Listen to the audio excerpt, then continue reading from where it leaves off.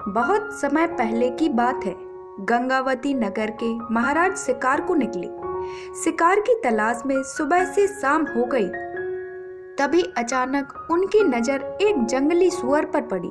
महाराज ने घोड़े को एड़ लगाई और सुअर का पीछा करने लगे। कुछ ही देर में सूरज छिप गया और घना अंधेरा छाने लगा। सुअर पत्तों की आड़ में गया। महाराज ने अपने आसपास देखा। उनके निकट कोई सैनिक न था। शिकार की धुन में वे स्वयं जंगल में अकेले निकल आए थे। महाराज को शीघ्र ही भूख प्यास सताने लगी। सर्दियों का मौसम था। कुछ ही दूरी पर आग जलती हुई दिखाई दी। एक औरत आग सेक रही थी। उसने महाराज को नहीं पहचाना और बोली, मुसाफिर हो क्या? भूखे प्यासे भी लगते हो। महाराज ने सिर हिलाकर हामी भरी और उस औरत का नाम पूछा। उस औरत ने अपना नाम नीलम्मा बताया। वह खाने के लिए थोड़ा सा भात और सब्जी ले आई। भोजन स्वादिष्ट था। खाने के बाद महाराज ने पूछा, तुम इस घने जंगल में अकेली रहती हो? नहीं, मेरे पति भी साथ रहते हैं। वह अभी बाजार गए हैं, नीलम्मा ने उत्तर दिया। वह दोनों लकड़ी का कोयला बेचकर गुजारा करते थे। उसने राजसी वेश पहचान लिया और महाराज को प्रणाम किया। तब नीलम्मा को पता चला कि जिसे वह मुसाफिर समझ रही है वह तो महाराज है।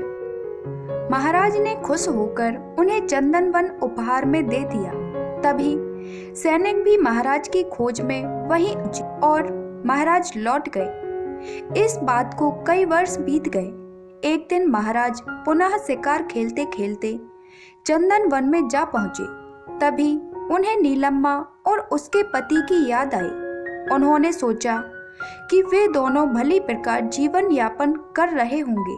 अचानक उन्होंने देखा कि एक बूढ़ी स्त्री लकड़ियों के टुकड़े चुन रही थी। उन्हें देखते ही वह स्त्री उनके पैरों पर गिर पड़ी। महाराज नीलम्मा की दीन दशा को देखकर चौंक गए और पूछा, क्या तुम्हारा पति तुम्हें छोड़ गया है?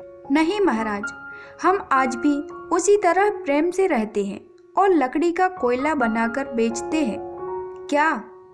नीलम्मा की बात सुनकर महाराज ने माथा पीट लिया। उन दोनों ने सारे चंदन वृक्षों को लकड़ी का कोयला बना बनाकर बेच दिया था।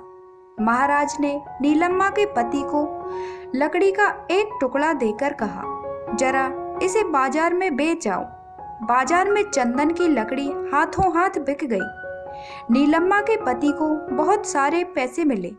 तब उसकी समझ में आया कि उसने कितनी बड़ी मूर्खता की है। उपहार में मिला चंदन वन उनकी अज्ञानता के कारण नष्ट हो गया था। मूर्ख व्यक्ति कीमती और मूल्यवान वस्तु को भी अपनी लापरवाही से दो कौड़ी का बना देते हैं। अतः आपको यह कहानी पसंद आई हो तो प्लीज़ मेरे चैनल को लाइक कीजिए, सब्सक्राइब कीजिए एंड शेयर कीजिए।